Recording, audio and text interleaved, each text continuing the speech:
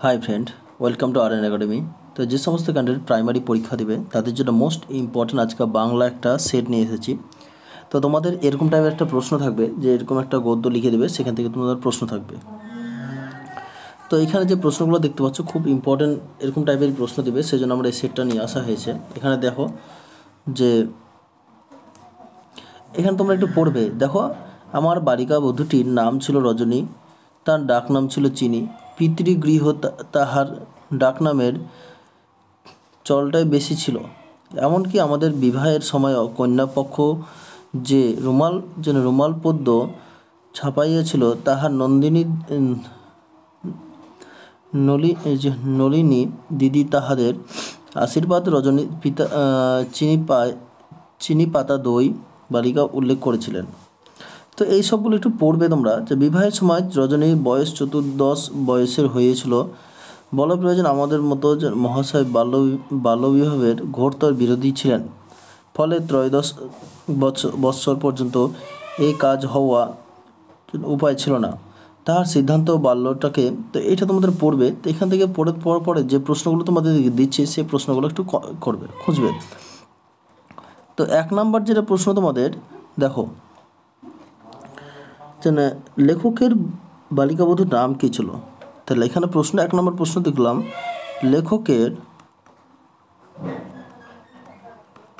লেখকের বালিকা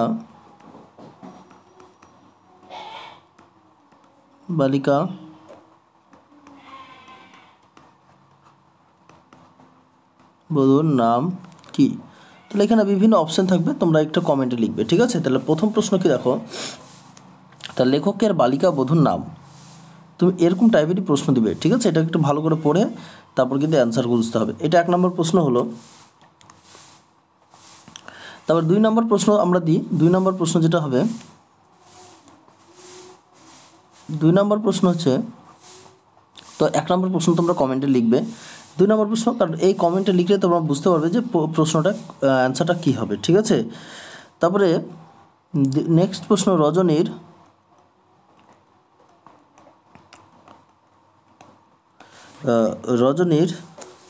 চিনি পাতা দই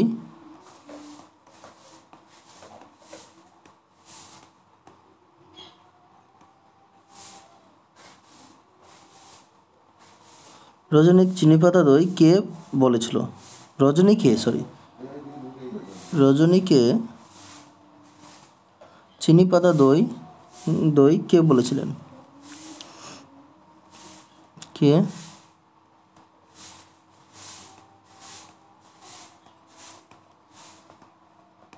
ঠিক আছে।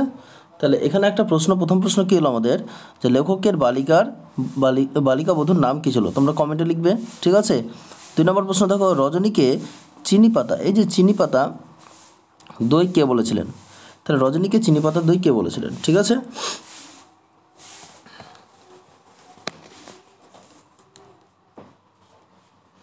তারপরে চলো 3 নম্বর প্রশ্ন।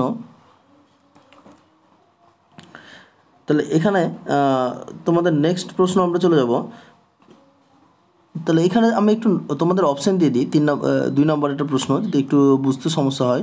তাহলে অপশান আমরা দুটো অপশান, এ অপশান হচ্ছে, এ অপশান দেবো আমরা মিঠি, আর বি অপশান দেব, বি অপশান তোমার দিব এখানে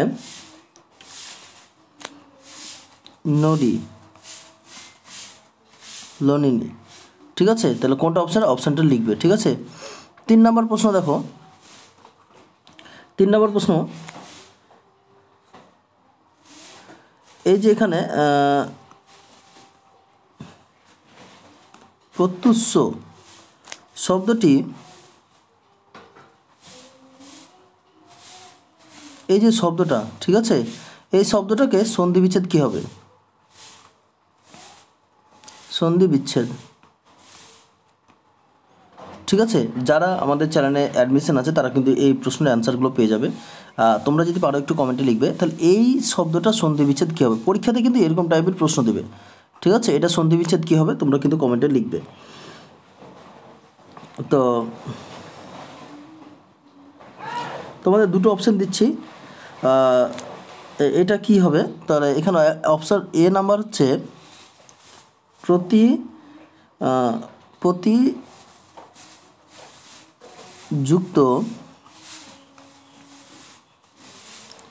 প্রতিযুক্ত উস, এটা দীর্ঘ পাটকাটার মধ্যে উস, সরি এটা মিশে গেল,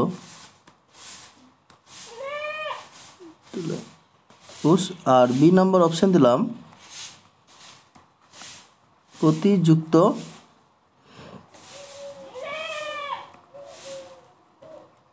ঠিক আছে। এবার চলো 4 নম্বর প্রশ্ন দেখো, আমরা 4 নম্বর প্রশ্নটা এখানে লিখি তাহলে একটু জায়গার অভাবের জন্য তোমরা খুঁজবে এটা। হ্যাঁ, 4 নম্বর প্রশ্ন দেখো, লেখকের বোনের নাম কি? লেখকের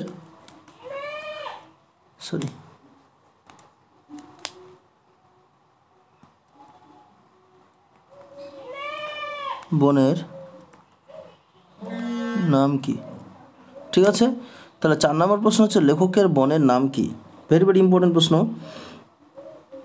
তাহলে এখানে তোমরা অপশান দিলাম আমি, তো চিনি, তোমরা কিন্তু কমেন্টে লিখবে। হ্যাঁ, চিনি, আর একটা দেবো তোমার চিনি দেবো, আর একটা হচ্ছে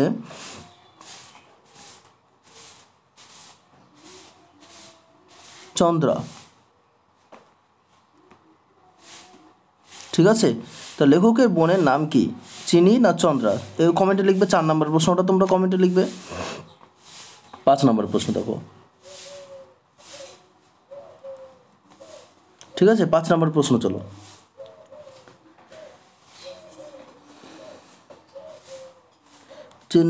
5 নম্বর হচ্ছে বিয়ের,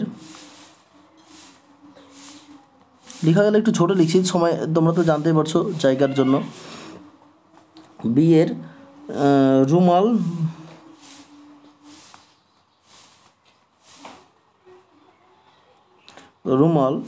পদ্ম, বিয়ের রুমাল পদ্ম কে ছাপিয়েছিলেন?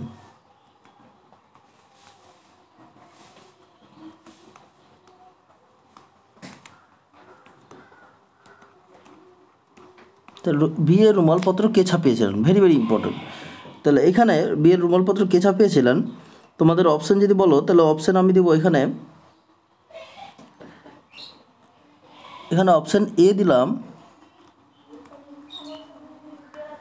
চন্দ্রা, আর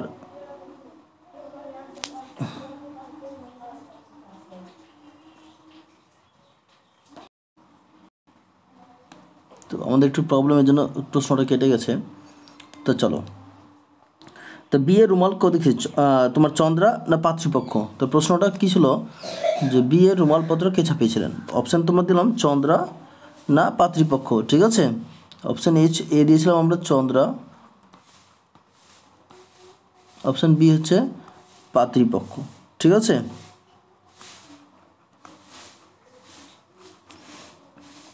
পাত্রীপক্ষ, এটা ক্ষয়মেদেশে। ঠিক আছে, তো এটা হয়ে গেল আমাদের 5 নম্বর প্রশ্ন। তাহলে 6 নম্বর প্রশ্ন আমরা দিব আমরা চন্দ্রা স্বামীর নাম কি?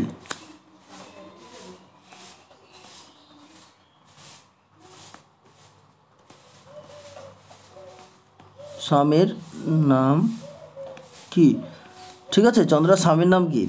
তো চন্দ্রা স্বামীর নাম তোমাদের অপশন দিব, 1 নাম্বার দিলাম কিশোর,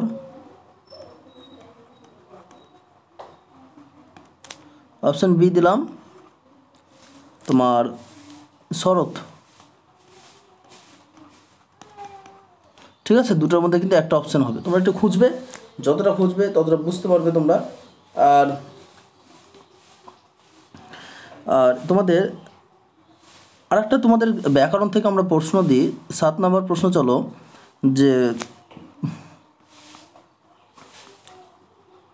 আশীর্বাদ, ঠিক আছে, এই যে আশীর্বাদ